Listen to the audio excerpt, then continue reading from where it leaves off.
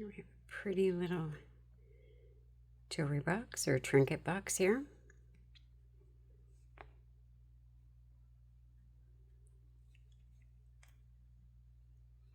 Love the design. I used diamond glitter in here. No bubbles. These Bond Crafters 1-to-1 resin.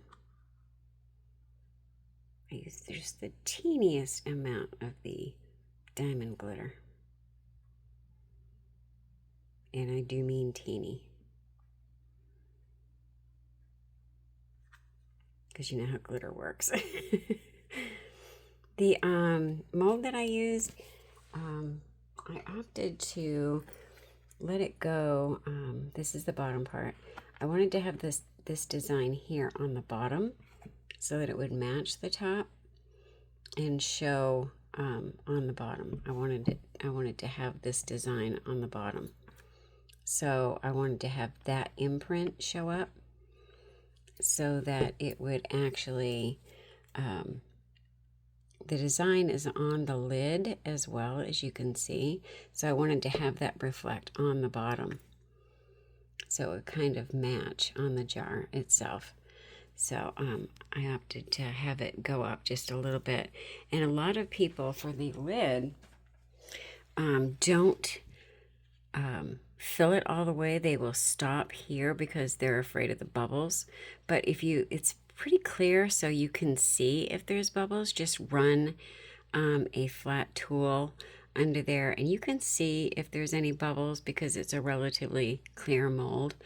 And you can run under there and make sure that, you know, there's no bubbles forming. Just keep an eye on it. But if you fill it right to the top there, or if you dome it, you get a nice little lip. So you get a good fit, and that's not going to slide off. So you're not going to wind up with that on the floor or, you know, knock it off, and you can, you know, seal it, and it's going to be beautiful. But I mean, look at that. It's a nice tight fit. And you don't have to worry about, you know, your jewelry getting, you know, knocked or whatever. You know, you can put any rings or earrings or whatever in it, necklaces. And it's not going to be a problem. But it's so pretty and nice and shiny. And Bond Crafters, I mean, it gives you such a crystal clear resin finish on it anyway. So that's nice.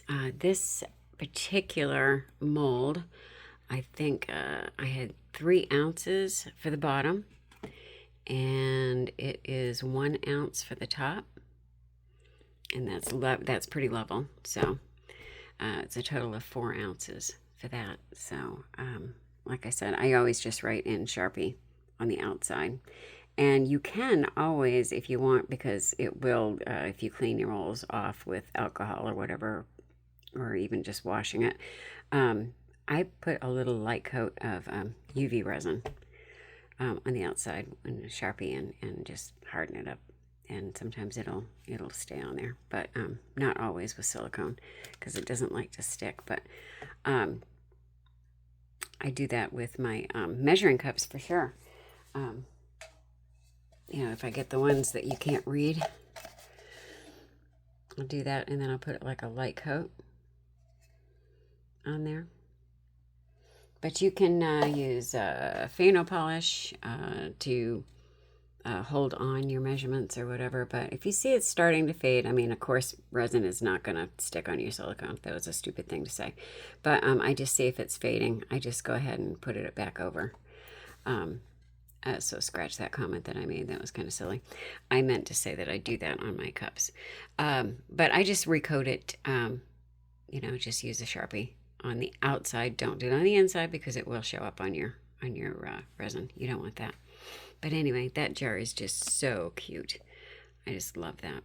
And that diamond glitter is just perfect. Just if you put a lot in, it's going to make your whatever project you're working on, it's going to show up a little cloudy. I did not put any glue in that. It just, with a tiny amount, it floated perfectly. It didn't sink and it didn't float on the top. It just kind of went throughout the project. So it wound up looking great and stayed right throughout the resin, and wound up being exactly where I wanted it. So just wanted to show you that. So there you go, and hope you like it. Have a great day.